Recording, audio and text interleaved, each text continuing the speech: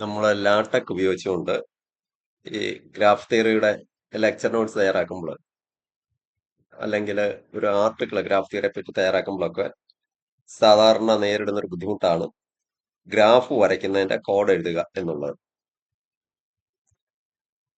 അപ്പോൾ അത് വളരെ പെട്ടെന്ന് ചെയ്യുന്നതിന് വേണ്ടി എക്സലില് ഒരു ഒരു ഫയല് മൈക്രോസോഫ്റ്റ് എക്സലിന്റെ ഒരു ഫയല് ഇവിടെ ക്രിയേറ്റ് ചെയ്തിട്ടുണ്ട്. അത് ഉപയോഗിച്ച് എങ്ങനെയാണ് ഇത് നമ്മൾ എഴുതുന്നത്, അതാണ് ഈ വീഡിയോയിലൂടെ പറയാനായിട്ട് പോകുന്നത്. അപ്പോൾ ഏറ്റവും ആദ്യം ചെയ്യേണ്ടത് നമ്മുടെ കമ്പ്യൂട്ടറിന്റെ ഡി ഡ്രൈവിൽ ഡി ഡ്രൈവിൽ തന്നെ ഒരു ഫോൾഡർ ക്രിയേറ്റ് ചെയ്യുക. ഫോൾഡർ ക്രിയേറ്റ് ചെയ്തിട്ട് അതിന്റെ പേര് ജി ഡ്രോ എന്ന് പേര് കൊടുക്കുക. കമ്പ്യൂട്ടറിന്റെ ഡി ഡ്രൈവില് ജി ഡ്രോ എന്നും പറഞ്ഞ് ക്യാപിറ്റൽ ജിയും ക്യാപിറ്റൽ ഡിയും ആണ്. ജിയും ഡിയും ക്യാപിറ്റൽ ലെറ്റേഴ്സ്, ബാക്കി സ്മോൾ ലെറ്റേഴ്സ്. ജി ഡ്രോ എന്നും പറഞ്ഞൊരു ഫോൾഡർ. ആ ഫോൾഡറിനകത്ത് തൽക്കാലം ഒരു എക്സൽ ഫയലേ ഇട്ടിട്ടുള്ളൂ. ഇത് ഇവിടെ തന്നെ വേണമെന്നില്ല, എവിടെയാലും മതി. ഇപ്പൊ തൽക്കാലം നമുക്കിത് എം ടി ആണെന്ന് തന്നെ അസ്യൂം ചെയ്യാം. അതായത് നമ്മൾ ജി ഡ്രോ എന്നും പറഞ്ഞ് ഒരു folder, M T folder create ചെയ്തു. ഞാൻ അതിൽ ഈ ജി ടെക് എന്ന് പറയുന്ന എക്സൽ ഫയൽ കോപ്പി ചെയ്തിട്ടിരിക്കുകയാണ്. ഇനി ഇത് നമ്മൾ ആദ്യമായിട്ട് ഓപ്പൺ ചെയ്യുന്ന സമയത്ത് ഇവിടെ ഒരു സെക്യൂരിറ്റി വാർണിംഗ് എന്നൊക്കെ പറഞ്ഞ് വരാനായിട്ട് സാധ്യതയുണ്ട്. ആദ്യമായിട്ടാകുമ്പോൾ ഉറപ്പായിട്ടും അത് വരും. ഇപ്പോൾ ഇതാണ് മെസ്സേജ് വരുന്നത്: security warning, macros have been disabled, enable content. അപ്പോൾ ഈ എനേബിൾ കണ്ടന്റ് എന്നുള്ള ഈ ഭാഗത്ത് നമ്മൾ ക്ലിക്ക് ചെയ്യണം. അതായത് ഇതിലെ മാക്രോസ് എല്ലാം എനേബിൾ ചെയ്യണം. അങ്ങനെ മാക്രോസ് എനേബിൾ ചെയ്താൽ പോലും ചിലപ്പോൾ ഇത് ബ്ലോക്ക് ചെയ്തു എന്ന് വരാം, വീണ്ടും ബ്ലോക്ക് ചെയ്തു എന്ന് വരാം. അങ്ങനെയാണെങ്കിൽ നേരെ ഫയൽ എക്സ്പ്ലോറർ എടുക്കണം. Windows file explorer,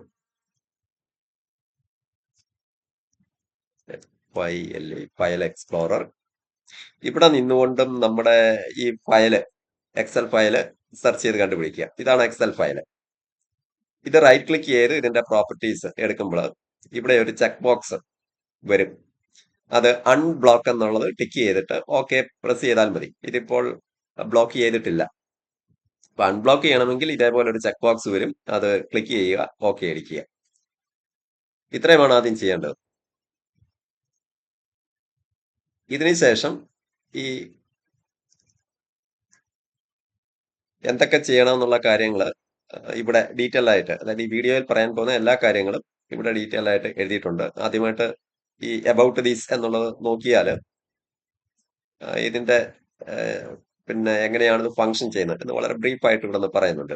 this work book has a capability to generate the LaTeX files for drawing some of the beautiful graphs available in discrete mathematics based on a minimum set of data. അതായത് വളരെ കുറച്ച് data മാത്രം. ഒരു പേപ്പറിൽ നമ്മൾ graph വരയ്ക്കുമ്പോൾ എന്തെല്ലാം details നമുക്ക് ആവശ്യമുണ്ടോ അത്രയും മാത്രം ഡീറ്റെയിൽസ് ഈ എക്സൽ ഫയലിൽ കൊടുത്തുകൊണ്ട് ഇത് വരയ്ക്കാൻ പറ്റും. അപ്പോൾ ഇത് വായിച്ചു നോക്കാം. കൂടുതൽ കാര്യങ്ങൾ അറിയണമെങ്കിൽ റീഡ് മീ എന്നുള്ള ഇതിനകത്ത് പറയുന്നുണ്ട്. ഇനി ഇത് ഉപയോഗിച്ച് വരച്ച കുറെ ഗ്രാഫ്സ് ആണ്. ഇതെല്ലാം ഗ്രാഫ് തിയറിയിലെ വളരെ മനോഹരമായിട്ടുള്ള ഗ്രാഫുകളാണ്. Wheel graph, house graph, Petersen graph, പിന്നെ പ്രത്യേക പേരൊന്നും ഇല്ലാത്തൊരു ഗ്രാഫ്. ഇതെല്ലാം അങ്ങനത്തെ തന്നെയാണ്. ഇതൊരു പ്ലെയിൻ ഗ്രാഫ് വരച്ചതാണ്. ഇത് മാക്സിമം വെർട്ടെക്സ് കണക്ടിവിറ്റി വരുന്ന രണ്ട് ഗ്രാഫ്സ് വരച്ചതാണ്. ഇത് ഗ്രോഡ്സ് ഗ്രാഫ്, വെറ്റൽ ഗ്രാഫ്. ഇത് A minimal triangle free 6 chromatic graph with 22 vertices and 42 edges. അപ്പൊ ഇങ്ങനെയൊക്കെയുള്ള ഗ്രാഫുകൾ വളരെ പെട്ടെന്ന് തന്നെ നമുക്ക് വരച്ചെടുക്കാനായിട്ട് സാധിക്കും. അപ്പൊ ഇതെല്ലാം ഇങ്ങനെ വായിച്ചു നോക്കാം.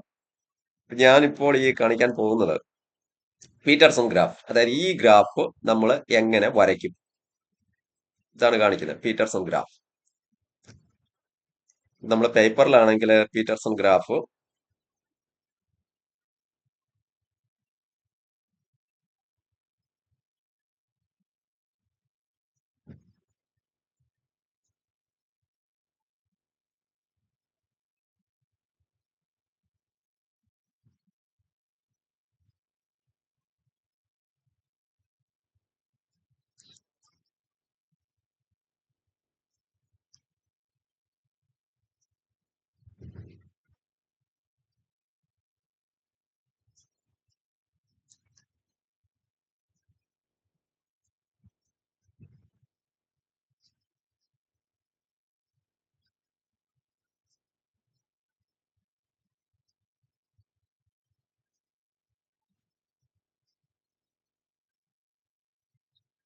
ഇതാണ് പീറ്റർസൺ ഗ്രാഫ്. ഇനി വെർട്ടെക്സുകൾക്കൊക്കെ പേര് ഒന്ന് കൊടുക്കാം. ഇത് V1, V2, V3, V4, V5, V6, V7, V8, V9, V10. 10 vertex ഞാനിവിടെ ഉപയോഗിച്ചിരിക്കുന്നത്. ഇത് നമ്മുടെ എക്സ് ആക്സിസ്, വൈ ആക്സിസ്. അപ്പോൾ പോസിറ്റീവ് വൈ ആക്സിസിലെ വെർട്ടെക്സ് അവിടുന്ന് തുടങ്ങുകയാണ്. പേരിട്ടിരിക്കുന്ന ഇവിടുന്നാണ് പോസിറ്റീവ് വൈ ആക്സിസ്. ഇപ്പൊ V1 ഒന്നാമത്തെ വെർട്ടെക്സ് ഇവിടുന്നാണ്. ഇനി ആന്റി ക്ലോക്ക് വൈസ് ഡയറക്ഷനിൽ ഇങ്ങനെ കറങ്ങി വരും. അപ്പോൾ ഈ 10 വെർട്ടെക്സും എങ്ങനെ അറേഞ്ച് ചെയ്തു എന്ന് ചോദിച്ചാൽ ഇത് സർക്കുലർ അറേഞ്ച്മെന്റ് ആണ്. ആദ്യത്തെ 5 വെർട്ടെക്സ് ഒരു ചെറിയ സർക്കിളിൻ ഈക്വലി സ്പേസ്ഡ് ആയിട്ട് അറേഞ്ച് ചെയ്തിരിക്കുന്നു. അതേ സെന്റർ വരുന്ന അല്പം കൂടി റേഡിയസ് ഉള്ള മറ്റൊരു സർക്കിളിൽ അടുത്ത 5 വെർട്ടെക്സ് അറേഞ്ച് ചെയ്തു. പേര് നേരത്തെ പോലെ ഇവിടെ നിന്ന് തുടങ്ങുന്നു. 6, 7, 8, 9, 10. അപ്പൊ 2 കോൺസെൻട്രിക് സർക്കിൾസിൽ തുല്യ അകലത്തില് 5 പോയിന്റ്സ് വീതം, 5 വേർട്ടീസസ് വീതം നമുക്ക് അറേഞ്ച് ചെയ്യണം. ഈ സർക്കിളിന്റെ സെന്റർ എന്താണെന്ന് നമ്മൾ പറഞ്ഞു കൊടുക്കണം. ഇന്നർ സർക്കിളിന്റെ റേഡിയസ് എന്താണെന്ന് പറഞ്ഞു കൊടുക്കണം. ഔട്ടർ സർക്കിളിന്റെ റേഡിയസ് എന്താണെന്ന് പറഞ്ഞു കൊടുക്കണം. ഇതെല്ലാം നമ്മൾ ഡിസൈഡ് ചെയ്യേണ്ടതാണ്. പിന്നീട് ഓരോ സർക്കിളിലും എത്ര പോയിന്റ്സ് ഉണ്ട്. അപ്പൊ ഇത്രയും കാര്യങ്ങളാണ് ആദ്യം ചെയ്യേണ്ടത്. ഈ വെർട്ടെക്സുകളുടെ പേരെന്താണ്? അപ്പോൾ ഇതിനു വേണ്ടി നമ്മൾ വരുന്നത് ഈ CVTX vertex circular arrangement of vertices ആണ്. ഇത് ഈ ഒരു ഷീറ്റ് നേരെ ഇങ്ങെടുക്കുക. അപ്പൊ ഞാനിവിടെ സെന്റർ ആയിട്ട് ഒരു ചെറിയൊരു സെന്റർ, അതിന്റെ എക്സ് കോർഡിനേറ്റ് 5, വൈ കോർഡിനേറ്റ് 5, അതായത് സെന്റർ 5, 5. റേഡിയസ്, ഇന്നർ സർക്കിളിന്റെ റേഡിയസ് നമുക്കൊരു 3 സെന്റിമീറ്റർ വല്ലതും കൊടുക്കാം. അതില് എനിക്കൊരു 5 പോയിന്റ്സ് വേണം. ഇപ്പോൾ നമ്മുടെ ഇന്നർ സർക്കിളില് 5 പോയിന്റ്സ് ആയി. ഇനി ഇതേ സെന്റർ, പക്ഷെ റേഡിയസ് അല്പം കൂടെ കൂട്ടാം. ആ സർക്കിൾ എടുക്കുക. അപ്പോൾ അതിന്റെ സെന്റർ 5, 5 തന്നെയാണ്. റേഡിയസ് അതേസമയം 5 ആയി. നമ്പർ ഓഫ് പോയിന്റ്സ് വീണ്ടും 5. ഒരു സർക്കിൾ കൂടെ വേണേലും വരയ്ക്കാനുള്ള പ്രൊവിഷൻ കൂടെ ഇട്ടിട്ടുണ്ട്. സർക്കുലർ അറേഞ്ച്മെന്റിന് വേണ്ടിയാണ് ഈ 3 റോസ് നമ്മൾ വിട്ടിരിക്കുന്നത്.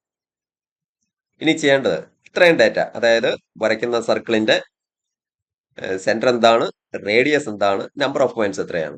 ഇനി നമ്മൾ ഇവിടെ ഒന്ന് ക്ലിക്ക് ചെയ്യുന്നു. ഇതോടെ ആ പോയിന്റ്സ് എല്ലാം ഇവിടെ വരികയാണ്. അതായത് ഈ ഒരു 4 ഡെസിമൽ പോയിന്റ് വരെ കറക്റ്റ് ചെയ്ത് കാൽക്കുലേറ്റ് ചെയ്തിട്ടിരിക്കുകയാണ്. ഇത്രയും ചെയ്തതിന് ശേഷം ഈ ഹൈലൈറ്റഡ് പോർഷൻസിൽ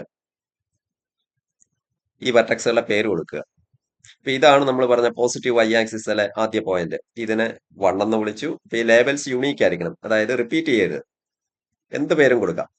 കണ്ടിന്യൂസ് നമ്പേഴ്സ് ആയിരിക്കണമെന്നൊന്നുമില്ല. 1, 2, 3, 4, 5. ഇതോടെ ഇന്നർ സർക്കിളിലെ 5 വെർട്ടെക്സിനും പേരായി.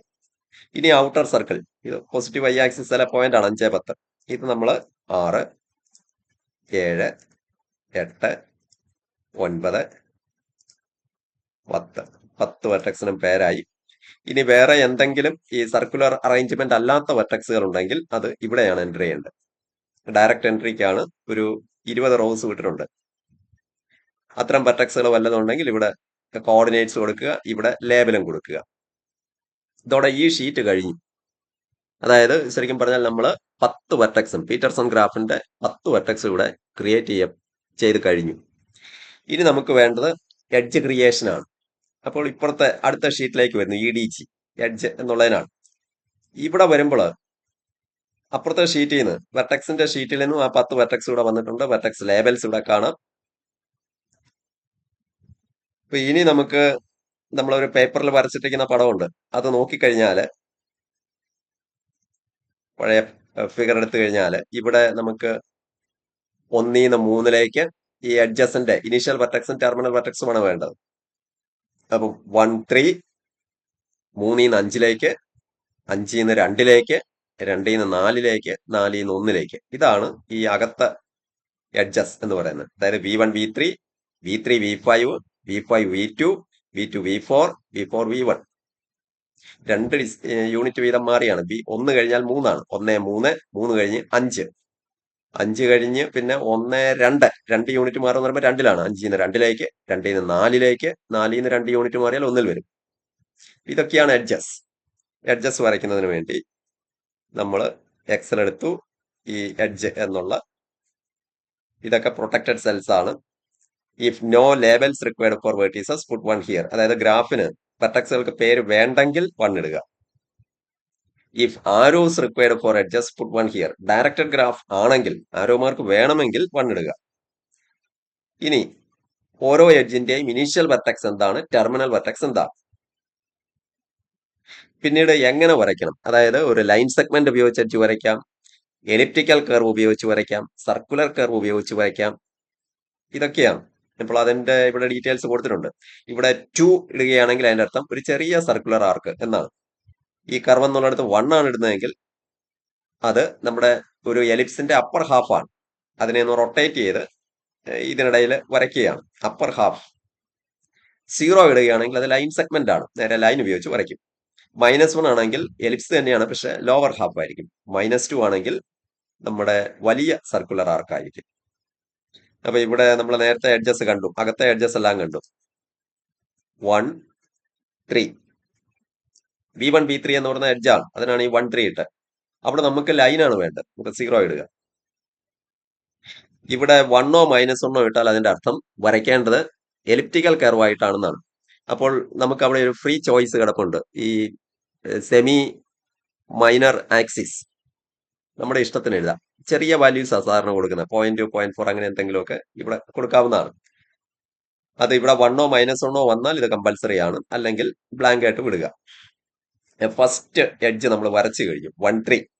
പിന്നീട് 3 5 കർവ് ലൈനാണ്. 3 5 1 3 3 5.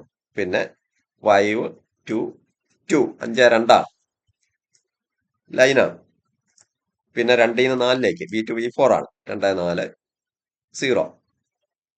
4 പിന്നെ 1 0. ഇപ്പോൾ ആ ഇന്നർ സർക്കിളിലെ, അതായത് ഈ എഡ്ജസ് എല്ലാം നമ്മൾ വരച്ചു കഴിഞ്ഞു. ഇനി നമുക്ക് വേണ്ടത് ഈ ഈ ഒരു പെന്റഗൺ വരയ്ക്കാം. അതായത് V6 7 6 7 7 8 8 9 9 10 10 6. അപ്പൊ ഈ എഡ്ജസ് എല്ലാം വരയ്ക്കണം. അതിനുവേണ്ടി 6 7 7 8 8 9 9 10 തിരിച്ച് 10 സ്റ്റാർട്ടിംഗ് പോയിന്റിലേക്ക് 10 6. ഇതെല്ലാം ലൈൻസ് ആണ്, ലൈൻ സെഗ്മെന്റ്സ് ആണ്. അപ്പൊ 0 0 0 0 0. ഇതോടെ പുറമേയുള്ള പെന്റഗണും വരച്ചു. ഇനി ഇതിനിടയിലുള്ള ഈ ലൈൻസ് ഉണ്ട്, അതായത് 1 6 2 7 3 8 4 5 4 9 5 10. 1 ഒന്നിന്റെ കൂടെ 5 കൂട്ടിയാൽ 6 ആകും. 2 2 5 7 3 3 5 8. ഇങ്ങനെ ഓർത്തിരിക്കാം. അപ്പോൾ ഈ ഒരു 5 എഡ്ജസ് കൂടെ വരയ്ക്കുകയാണ്. 1 6 then 2 7 3 8 4 9 5 10 5 10. എഡ്ജസ് കർവ് എന്ന് പറയുന്ന എല്ലാ ലൈൻസ് ആണ്. 0 0 0 0. ഇത്രയേ ഉള്ളൂ. ഇനി ഒരു ഡാറ്റയെ നമുക്ക് ആവശ്യമില്ല. ഇത്രയും ഡാറ്റ എല്ലാം കൊടുത്തു. 50 എഡ്ജ് വരയ്ക്കാനുള്ള പ്രൊവിഷൻ ഇവിടെ ഉണ്ട്. ഇനി ഗ്രാഫിന് ലൂപ്പ് വല്ലതും വേണമെങ്കിൽ അതിനുള്ള പ്രൊവിഷനാണ് ഈ കാണുന്നത്. നമുക്ക് വേറെ ഒന്നുമില്ല, ലൂപ്പും ഇല്ല, ഒന്നുമില്ല. എല്ലാം കഴിഞ്ഞിട്ട് ഈ കോഡ് കിട്ടുന്നതിന് വേണ്ടി ഇതാ ഇവിടെ ക്ലിക്ക് ചെയ്യുന്നു. Click here for LaTeX code. ഇതോടെ ലാടെക്കിന്റെ കോഡ് നമ്മൾ എഴുതിയതല്ല, തനിയെ വരികയാണ്. അതായത് നമ്മുടെ പഴയ ഫോൾഡർ നോക്കിയാലേ ഇപ്പോൾ സാമ്പിൾ ഡോട്ട് ടെക് എന്നും പറഞ്ഞ് അതിൽ ഇതാണ് സാമ്പിൾ ഡോട്ട് ടെക്. ടെക് ഫയലാണ്. നമ്മൾ ഉദ്ദേശിച്ച പീറ്റർസൺ ഗ്രാഫ് വരയ്ക്കുന്നതിനുള്ള ടെക് ഫയലാണ് ഇവിടെ ഈ ഓട്ടോ ജനറേറ്റർ ആയിട്ട് ഈ കിടക്കുന്നത്. അപ്പൊ ഇനി നമ്മൾ ഒരു ടെക് എഡിറ്റർ വെച്ചിട്ട്, ഞാൻ ഇതില് കയൽ കിടപ്പുണ്ട്, കയൽ ഇത് ഉപയോഗിച്ചിട്ട് ആ ഫയല് ഓപ്പൺ ചെയ്യുകയാണ്. ഓപ്പൺ ഡി ഡ്രൈവ്, ഡിയില് ജി ഡ്രോയിൽ വന്നു സാമ്പിൾ ഡോട്ട് ടെക്. ഇതാണ് ഇവിടെ പിന്നെ നമ്മുടെ എക്സല് ക്രിയേറ്റ് ചെയ്ത് തന്ന. ഇതൊന്ന് കമ്പൈൽ ചെയ്താൽ ഈ വാർണിംഗ്സ് എല്ലാം പോകും. ഇതാണ് ഗ്രാഫ്. ഇതാ നമ്മൾ ഉദ്ദേശിച്ച പോലെ തന്നെ ഒരു ചെറിയ സർക്കിൾ, അതിലെ തുല്യ അകലത്തില് V1 V2 V3 V4 V5 ഈ വെർട്ടക്സുകൾ വന്നു. എഡ്ജസ് എല്ലാം വരച്ചു. പിന്നീട് മറ്റൊരു സർക്കിൾ സെന്റർ സെയിം ആണ്, റേഡിയസ് അല്പം കൂട്ടി, അതിലും 5 വെർട്ടെക്സ്, പേരിട്ടിരിക്കുന്ന V6, V7, V8, V9, V10, നമ്മൾ പറഞ്ഞ എല്ലാ എഡ്ജസും ഇവിടെ വരച്ചിട്ടുണ്ട്. ഈ ഗ്രാഫാണ് പീറ്റർസൺ ഗ്രാഫ്. അപ്പോൾ ഇത് ശരിക്കും ചെയ്തിരിക്കുന്നത് മൈക്രോസോഫ്റ്റ് എക്സൽ നമ്മൾ ഉപയോഗിച്ചത് ഈ കമ്പ്യൂട്ടേഷൻസ് ഒക്കെ നടത്തുന്നതിന് വേണ്ടിയാണ് എക്സൽ യൂസ് ചെയ്തിരിക്കുന്നത്. പിന്നീട് ഈ ടെക്കിന്റെ കോഡ്, ആ കോഡിന്റെ പാർട്സ് പല കോളങ്ങളിലായിട്ട് ഇവിടെ കിടപ്പുണ്ട് ഈ എക്സലില്. അപ്പൊ ഇതിനിടയിൽ, അതായത് ടെക്കിനും പിന്നെ എക്സലിനും ഇടയിൽ ഒരു ഇന്റർഫേസ് ആയിട്ടാണ് ഈ പറയുന്ന വിഷ്വൽ ബേസിക് നമ്മൾ യൂസ് ചെയ്തിരിക്കുന്നത്. അത് കാണണമെന്നുണ്ടെങ്കിൽ ഹോം, ഇതിന്റെ ഡെവലപ്പറിൽ പോയാൽ വിഷ്വൽ ബേസിക് ഇവിടെ ഉണ്ട്. ഇതെടുത്താൽ ഷീറ്റ് എഡ്ജ്, ഇതാണ് ആ കോഡ്.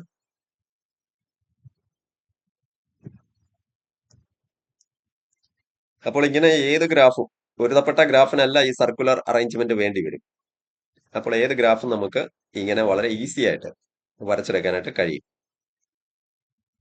അങ്ങനെ വരച്ച കുറെ ഗ്രാഫ്, അതിൽ ആദ്യത്തേത് ഈ വീൽ ഗ്രാഫ് ആയിരുന്നു. വീൽ ഗ്രാഫ് ആണെങ്കിൽ ഇപ്പൊ ഇവിടെ നമുക്ക് വേണ്ടത് സർക്കിളിൽ കിടക്കുന്നത് 1, 2, 3, 4, 5, 6, 6 വെർട്ടെക്സ് ഒരു സർക്കിളിൽ അറേഞ്ച് ചെയ്തു. പിന്നെ സർക്കിളിന്റെ സെന്റർ ആണ്. ഈ 6 വെർട്ടെക്സ് തനിയെ വരും. സെന്റർ നമ്മൾ ഡയറക്റ്റ് എൻട്രി ആയിട്ട് കൊടുക്കണം. അപ്പോൾ അതെല്ലാം ഇവിടെ കൊടുത്തിട്ടുണ്ട്. CVTX എന്ന് പറഞ്ഞ ഷീറ്റില് ഇതാണ് നമ്മൾ ഡാറ്റ ആയിട്ട് കൊടുക്കേണ്ടത്. 5, 5, 3, 6 എന്ന് പറഞ്ഞാൽ സെന്റർ 5, 5ഉം റേഡിയസ് 3ഉം വരുന്ന ഒരു സർക്കിളിൽ 6 പോയിന്റ്സ് ക്രിയേറ്റ് ചെയ്യുക. ബട്ടൺ പ്രസ് ചെയ്യുമ്പോൾ 6 പിന്നെ വെർട്ടീസസ് ഇവിടെ വരും. അതിന്റെ ലേബല് 1, 2, 3, 4, 5, 6 എന്ന് കൊടുത്തു. ഇനി അതിന്റെ സെന്റർ ഉണ്ട്. സെന്റർ ആ ഒരു സ്പേസിലാണ്. അപ്പൊ ഈ സർക്കിളിന്റെ സെന്റർ 5, 5 ആണ്. അതാണ് നമ്മുടെ പുതിയ വെർട്ടെക്സ് ആയിട്ട് മാറുന്നത്. 5, 5, 7.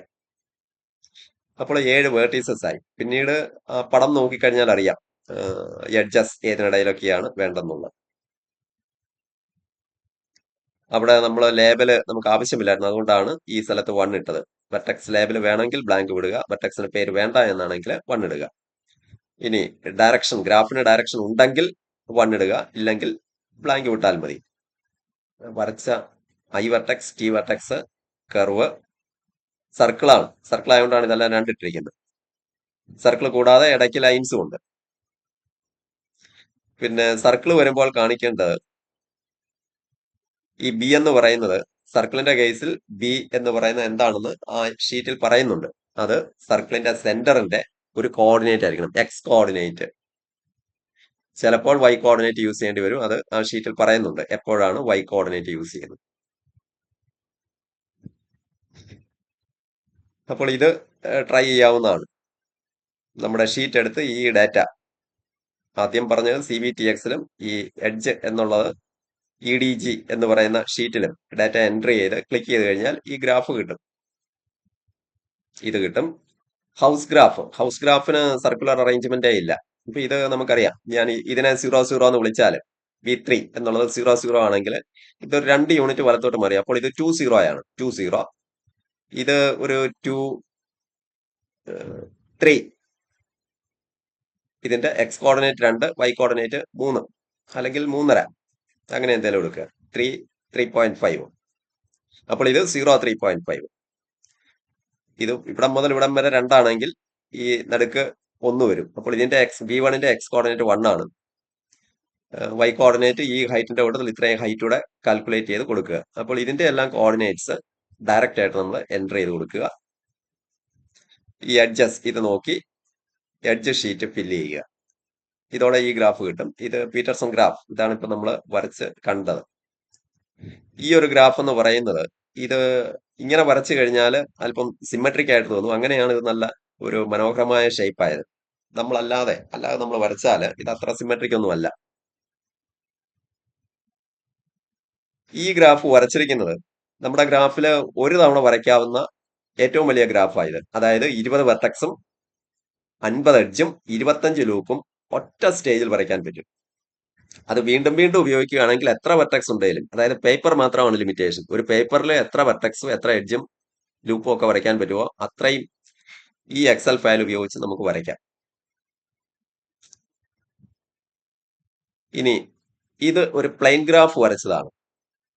പ്ലെയിൻ ഗ്രാഫ് എടുക്കാനുള്ള കാരണം എന്ന് പറയുന്നത്, പ്ലെയിൻ ഗ്രാഫ് എന്ന് പറഞ്ഞില്ലെങ്കിൽ ഇത് ഡയറക്റ്റ് ഇങ്ങനെ ക്രോസ് ആയിട്ടൊക്കെ വരയ്ക്കാം. അപ്പൊ ഇത് ഓവർലാപ്പിംഗ് ഇല്ലാതെ വരയ്ക്കേണ്ടി വന്നു. അപ്പോൾ എഡ്ജിന്റെ ലൈൻസ് പറ്റില്ല. ഇത് നമ്മൾ സർക്കിളാണ്. ആ സർക്കിൾ തന്നെ ഇത് -2 നമ്പർ വരുന്ന സർക്കിളാണ്. കാരണം 2 ഇട്ട് കഴിഞ്ഞാൽ ചെറിയ സർക്കിൾ, ഇവിടെ നിന്ന് ഇങ്ങോട്ട് വരുന്ന ഈ സർക്കിളാണ് 2. ഇത് മറ്റൊരു വലിയ പാത്താണ്. സർക്കിളില് 2 വെർട്ടെക്സ് എടുത്താൽ അതിനെ ജോയിൻ ചെയ്യുന്ന 2 പാത്ത് ഉണ്ടാകും. അപ്പോൾ ഇത് വലുതാണ്. അതുകൊണ്ടാണ് ഇത് -2 ഇട്ടാലേ ഇത് വരുള്ളൂ. ഇതും അങ്ങനെ തന്നെ. ഇത് പിന്നെ -1 കൊടുത്ത് കിട്ടുന്നതാണ്. കാരണം ഇത് പിന്നെ അല്ല, ഇത് സർക്കിളിന്റെ തന്നെ പകുതിയാണ്. നോക്കിയാൽ അറിയാം, ഇതെല്ലാം സർക്കിളാണ്. 0 2 2 എഡ്ജിന്റെ -1, അതായത് ലോവർ ഹാഫ് എടുത്തതാണ്. സർക്കിൾ അല്ലായിരുന്നു. ഇത് എലിപ്റ്റിക്കൽ കർവ് ആയിരുന്നു. ഇത് രണ്ടും രണ്ട് വലിയ സർക്കിൾസ്.